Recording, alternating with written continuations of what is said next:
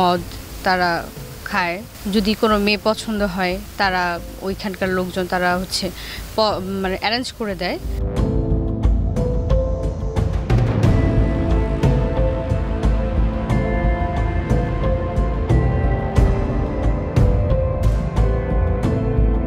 স্বাগতম কে শোনে কার কথার আজকের পর্বে। এই অনুষ্ঠানে আমরা বলি সে সকল কথা যা অনেকেই বলতে চায় না, বা শুনলেও বা দেখলেও মুখ খুলতে চায় না ভয়ে। অন্ধকারের ভেতরে লুকিয়ে থাকা সত্য আমরা তুলে আনি আলোয়। দর্শক, আজকেও এমন এক জায়গার গল্প নিয়ে এসেছি যেখানে দিনের আলো থমকে দাঁড়ায় আর রাত নামলেই শুরু হয় অন্য এক দুনিয়া। চলুন শুরু করা যাক এবারে পর্ব, আইনের চোখ ফাঁকি দিয়ে জাবানের রাতে রাজত্ব। বরাবরের মতো আমি পুরো অনুষ্ঠান জুড়ে থাকছি আপনাদের সাথে মুস্তাফিজ রুমন। গাজীপুর জেলার টঙ্গী পূর্ব থানাধীন একটি ঘনবসতিপূর্ণ এলাকা, যেখানে নিম্ন ও মধ্যম আয়ের মানুষের বসবাস। তবে ধনী ও প্রতিষ্ঠিত ব্যবসায়ীও কম নয়। ঢাকার নিকটবর্তী হওয়ায় টার্গেট করে স্টেশন রোড থেকে কিছুটা দূরে স্থাপন করা হয়েছে এই হোটেল, নাম জাভান। প্রতিষ্ঠার পর থেকে এই হোটেল জাভান এলাকায় অপরাধ ও অনৈতিক কর্মকাণ্ডের ডালপালা ছড়িয়েছে। স্বৈরাচার আওয়ামী লীগ পতনের পর সম্প্রতি টঙ্গীর জাভান হোটেলে অভিযান চালায় যৌথ বাহিনী। পাশাপাশি অনৈতিক কর্মকাণ্ড বন্ধে সিলগালা করে দেয়া হয় হোটেল জাভান। হোটেল জাভান এখনো বীরদর্পে চালিয়ে যাচ্ছে। চলছে মদের আসর, মেয়েদের অশ্লীল নাচ আর মদ্যপান। অনেকটা প্রকাশ্যে খোলামেলা ভাবে চলছে পতিতাবৃত্তি। নারী দামি ব্যবসায়ী থেকে শুরু করে এখানে আসে বড় বড় সরকারি কর্মকর্তারাও।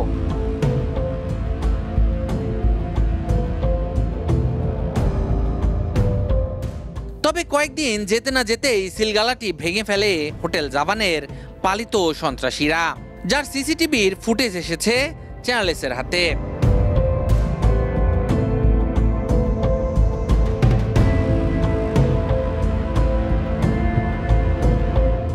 ফুটেজে যে ব্যক্তিকে দেখছেন তার নাম সেলিম, গাজীপুর বাসন থানার সাবেক ইন্সপেক্টর।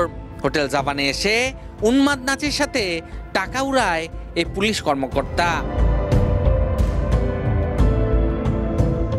যদিও গা বাঁচাতে ভিডিওটি হোটেল জাভানের নয় এমন দাবি করে পরের দিন সংবাদ সম্মেলন করেছে হোটেল জাভান কর্তৃপক্ষ। টঙ্গীর হোটেল জাভানে ভাড়ায় সিঙ্গেল রুম, দেশি বিদেশি মদের সরবরাহ আর ভোর পর্যন্ত চলা পার্টি সবই চলছে অবাধে। যেখানে যাতায়াত করা নাম প্রকাশে অনিচ্ছুক এক তরুণী চ্যানেল এসকে জানিয়েছে হোটেলের ভেতরে নিয়মিত চলে মদের কারবার, অশ্লীল নাচ ও পতিতাবৃত্তি। বেলা বিভিন্ন ধরনের নাচ গান হয়ে থাকে, তার মধ্যে মদ খায়। যদি কোনো মেয়ে পছন্দ হয় তারা ওইখানকার লোকজন তারা হচ্ছে অ্যারেঞ্জ করে দেয়। সেটাও তারা হচ্ছে যারা রুমের সার্ভিস দিয়ে থাকে তারা ব্যবস্থা করে দেয়। টাকার বিনিময়ে রুম সার্ভিস আলাদা, মেয়েদের সার্ভিস আলাদা, মাদকদ্রব্য সবকিছু রুমের মধ্যে তারা দেয়। প্রশাসন আসা যাওয়া তো করেই। স্থানীয়দের অভিযোগ, এলাকার যুব সমাজ ও স্কুল পড়ুয়া ছেলেমেয়েরা হোটেলটির কারণে এখন নষ্টের পথে। এখানে লেখা আছে যে জাভান হোটেল, তো এখানে আসলে বলার কিছু না। এটা একটা বার, এটা বন্ধ হয়ে যাক, বন্ধ হয় ভালো। এটা বন্ধ হলে যুব সমাজের লেগা ভালো, আমার মতো পোলাবানের লেগা ভালো। বিশাল আলিশান বাড়ি আছে উত্তরা গুলশানের মতো জায়গায়, তারা এখানে কিসের জন্য আসবে? রাত্রে থাকার জন্য। তারা এখানে ফুর্তি করার জন্য আসে। কখনো কখনো নারী সিঙ্গেল গাড়ি দিয়ে আসে, কখনো কখনো তারা নিয়েও আসে। 3 বারের অধিক সেখানে প্রশাসন সেখানে অভিযান চালিয়েছে। অভিযান চালানোর পরেই দেখা যাচ্ছে যে সাময়িক কিছুদিন বন্ধ থাকে, দেন তারপরে আবার সেটাকে নতুনভাবে চালু হয়। এই এলাকাবাসী হিসেবে আমি দাবি করছি যে এই প্রতিষ্ঠানটাকে রাষ্ট্রীয়ভাবে প্রয়োগ করা হোক। এই জাভান হোটেলের পাশে রয়েছে একটি হেফজ মাদ্রাসা, যেখানে শত শত ছাত্র পাগড়ি প্রদান হেফজ হয়ে বের হয়ে আসতেছে। সামনে রয়েছে একটি এমপিভুক্ত হাই স্কুল, পশ্চিম দিকে রয়েছে সুনামধন্য প্রতিষ্ঠান নোয়াগাঁও এম এ মসজিদ মিয়া উচ্চ বিদ্যালয়, চারদিকে স্কুল মাদ্রাসা বেষ্টনীতে এই জাভান হোটেলটি অবস্থিত।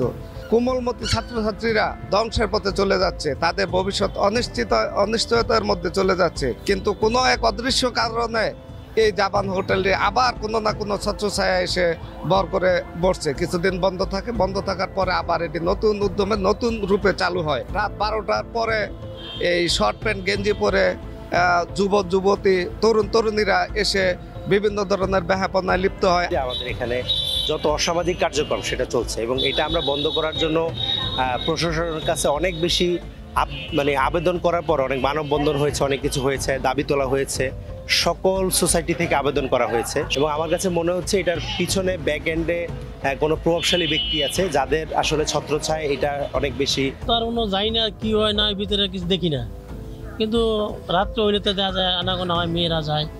সামাজিক অবক্ষয় সেই হিসেবে আমাদের একটা এলাকারও একটা দুর্নাম বয়ে নিয়ে আসতেছে জাপান হোটেলটা। জাপান হোটেলে তো জানে যে জাপান হোটেলে অসামাজিক কাজকর্ম চলে, এটা সবাই জানে। এখানে মদ, জুয়া, বিভিন্ন অসামাজিক কার্যকলাপ হচ্ছে।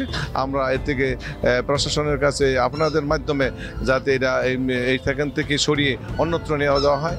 রাজনৈতিক ব্যক্তিরা বলছেন জাপান হোটেলকে কেন্দ্র করে প্রায়ই নানা অভিযোগ পাওয়া যায়। তাদের দাবি হোটেলটি পলাতক সরকারের দোসর শেখ বাদলের নিয়ন্ত্রণে, তবে তিনিও পলাতক হওয়ায় এখন তা দেখছেন সাইমন নামের আরেক ব্যক্তি। গাজীপুরের বিশেষ করে টঙ্গী এবং গাছার তরুণ সমাজকে এই মাদক থেকে মুক্ত রাখতে চাই, কারণ তারা আমাদের ভবিষ্যৎগুলো নষ্ট হয়ে যাচ্ছে। এবং আপনি যে হোটেলের কথা বলছেন সেটার সঙ্গে আমি অবগত এবং আপনারা সেখানে গিয়ে